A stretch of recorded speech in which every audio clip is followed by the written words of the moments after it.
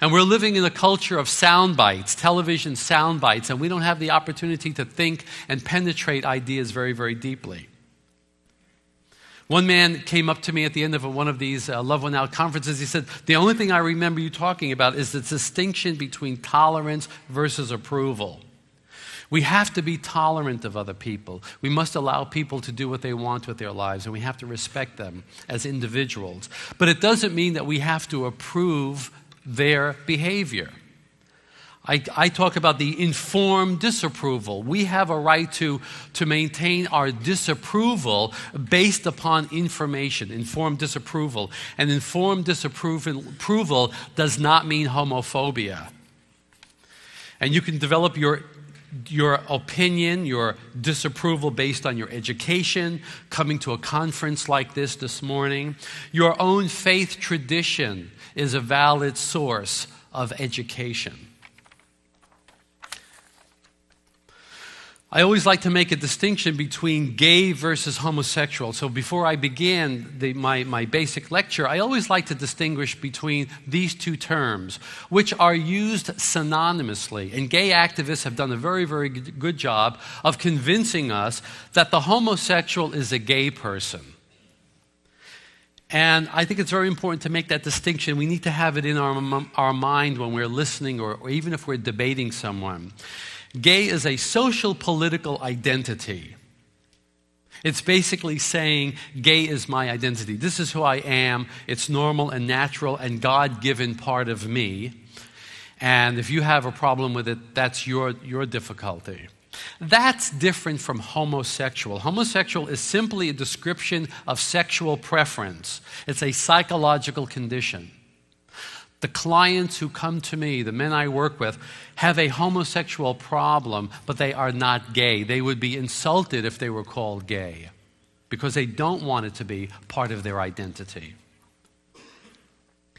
Now that I've made the distinction between gay versus homosexual, I want to complicate your minds before you're on your second cup of coffee with the idea that there is no such thing as a homosexual. There is no such thing as a homosexual. A father called me up recently. He said, our 15-year-old son just announced to us that he's homosexual and that we're looking for a psychologist that we can trust who can tell us, is he homosexual or not? And I said, he's not. They said, well, how do you know? You haven't seen him yet. I said, I don't have to see him. He is heterosexual in his true nature. We are all heterosexual in our true nature. Some heterosexuals have a homosexual problem. Homosexuality is not intrinsic to our true nature. And in terms of a Christian perspective, it violates the natural law, which is so compatible with our Christian faith. Some of our church leaders actually believe that God made two kinds of people, homosexuals and heterosexuals. Not true.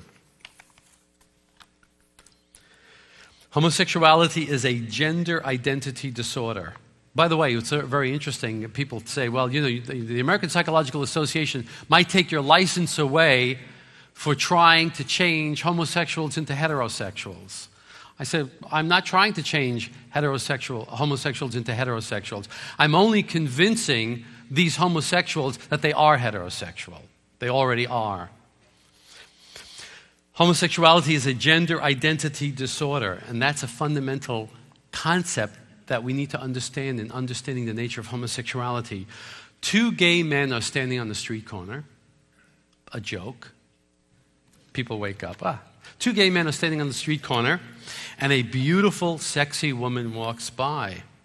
And one gay man says to the other, it's moments like this that I wish I was a lesbian.